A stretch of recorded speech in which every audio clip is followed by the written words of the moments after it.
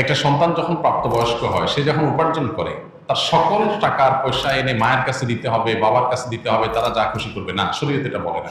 শরীয়ত বলে সম্পদ যে উপার্জন করেছে এর ব্যাপারে অধিকার একমাত্র তার। হ্যাঁ, উপার্জিত সম্পদ থেকে মার চলার জন্য, মার বেঁচে থাকার জন্য, সুস্থতার জন্য, চিকিৎসার জন্য যেটা প্রয়োজন সন্তান হিসাবে সাধ্য অনুযায়ী, মায়ের নিজের না থাকলে বা দেওয়ার মতো ব্যবস্থা না থাকলে অবশ্যই সন্তানকে সেটা বহন করতে হবে।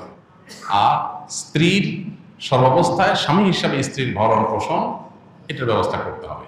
এর বাইরে উদ্বৃত্ত টাকা সেটা ছেলে কি মাকে উপহার হিসাবে অতিরিক্ত দিবে, না স্ত্রীকে দিবে, না কাকে কত দিবে, নাকি আদৌ কাউকে না দিয়ে নিজের অ্যাকাউন্টে রাখবে, এটা একান্ত তার ব্যাপার। এখানে শরীয়ত মা বাবাকে ইন্টারফেয়ার করার অধিকার দেয় নাই সেইভাবে যেভাবে আমাদের অনেক মা বাবা মনে করেন যে তাদের অধিকার আছে।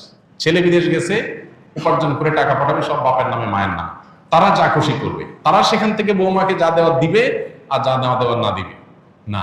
এভাবে আসলে ইসলাম মা বাবাকে এতটা অধিকার দেয় না যে সম্পদ সারা জীবন যা কামাই করবে সব বাপ মা যা ইচ্ছা তা করবে। জি না, এই সুযোগটা নেই। অনেক মা বাবা এটা জানেন না এবং এখানে অনধিকার চর্চা করেন তারা।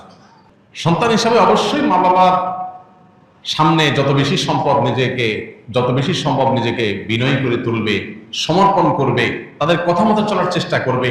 তাদের লাগবে 10 টাকা, সম্ভব হলে 15 টাকা দিবে। তাদের যা দরকার তার চেয়ে বেশি দেওয়ার চেষ্টা করবে, তাদের চাহিদার চাইতে বেশি সেবা করার চেষ্টা করবে। এটি সন্তানের জায়গা থেকে তার মানসিকতা থাকা উচিত। মা বাবার প্রতি কর্তব্য বোধের জায়গা থেকে তারা আমাদের মা বাবা। আল্লাহর পরে তাদের সদাচরণ করার গুরুত্ব সবচেয়ে বেশি, আল্লাহ ইবাদতের পরে।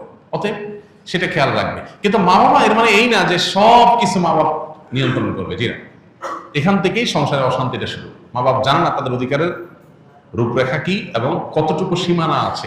এর বাইরে তারা মা বাবা হিসাবেও অধিকার চর্চা করতে পারে না বা তাদের ক্ষমতা তারা জাহির করতে পারে না।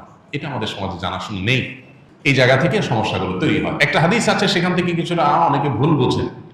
হাদিসটার হলো এই, নবী সাল্লাল্লাহু আলাইহি ওয়াসাল্লাম বলেছেন, আনতা ওয়া মালুকা লি আবিক, তুমি এবং তোমার যাবতীয় এবং সমুদয় সহায় সম্পদ সব তোমার বাপের, মায়ের, বাবা মায়ের।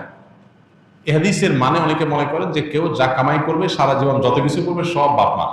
জি না, এই হাদিসের ব্যাখ্যা হলো তুমি তোমার উপার্জিত সম্পদ এখানে তোমার বাপ মা, অর্থাৎ তাদের খরচ খরচার জন্য যতটুকু দরকার ততটুকু তোমার এখান থেকে নেওয়ার অধিকার তাদের আছে। এখানে সমুদয় সম্পদ বোঝানো হয় নাই। যদি সমুদয় সম্পদ বোঝানো হতো তাহলে জাকাত তো বাপমার উপরে বর্তাইতো, ছেলের উপরে বর্তাইতো না। কারণ সম্পদ যদি একজনের হয় জাকাত তো আরেকজনের উপরে বর্তাবে না। এরকম আরো বহু প্রশ্ন তৈরি হবে।